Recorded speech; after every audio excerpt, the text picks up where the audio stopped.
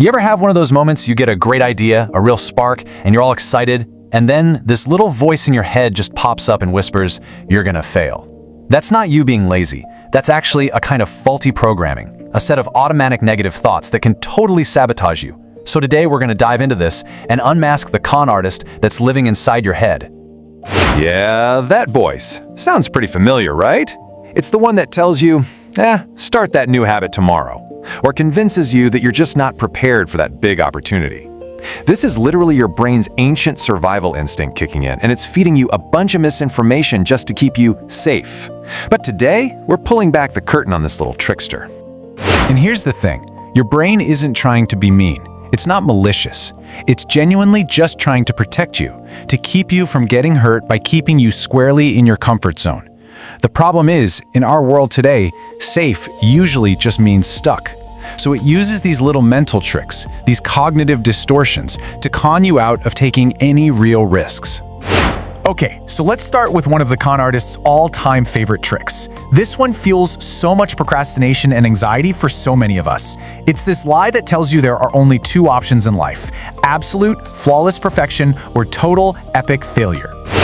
This is a classic cognitive distortion called all or nothing thinking. You know, you get a 98 on a test, but all you can think about are the 2 points you lost. Or you eat one cookie while on a diet and decide, well, the whole week is ruined. This lie shoves your entire life into one of two boxes: flawless victory or utter defeat. There's absolutely no room for learning, for growing, or, just for being human.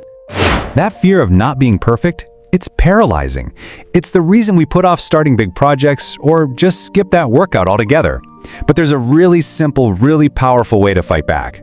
It's all about completely reframing what your goal even is. And the fix, it's this amazing little mantra: progress, not perfection. As soon as you shift your focus away from a flawless outcome and onto just making consistent progress, you totally disarm the lie. Start celebrating the small wins. Just acknowledge the effort itself. Seriously, eating healthy for 6 out of 7 days? That is a huge victory, and this is what allows you to keep moving forward. So, the con artist doesn't just mess with our personal goals, oh no. It loves to create drama out of thin air, especially when other people are involved. This next lie just thrives in silence and assumption, and it's a huge cause of social anxiety. Ah yes, the distortion of mind reading. Your friend doesn't text back right away, so you're immediately convinced they're mad at you. Your boss has a kind of neutral look on their face during a meeting, so you're positive they hate your idea. You just assume you know all the negative things people are thinking about you, creating this entire fictional story that feels incredibly painfully real. And what happens? We pull away. We get quiet. We end up creating the very loneliness we were so afraid of in the first place. But the fix for this paranoia is to basically put on your detective hat. Instead of just accepting the fiction your brain is writing, you start looking for the cold, hard facts. This is the question that breaks the spell. What is the actual proof that your friend is mad? A delayed text message is not proof. A neutral facial expression is not proof. When you really demand evidence, you almost always find there is zero support for the negative story you've been telling yourself. It helps you separate what you can actually observe from the fiction. And that brings us to our third and final lie for today. This one hides inside one of the most toxic words in the entire English language. It creates this rigid, invisible rule book for how your life is supposed to be. And the punishment for breaking any of the rules is always shame. I should be further along in my career by now. I should be able to handle this without feeling stressed. These should statements, they're absolute goal killers. When your reality doesn't live up to your shoulds, you don't feel motivated, you just feel defeated. Should turns your own goals into weapons you use against yourself.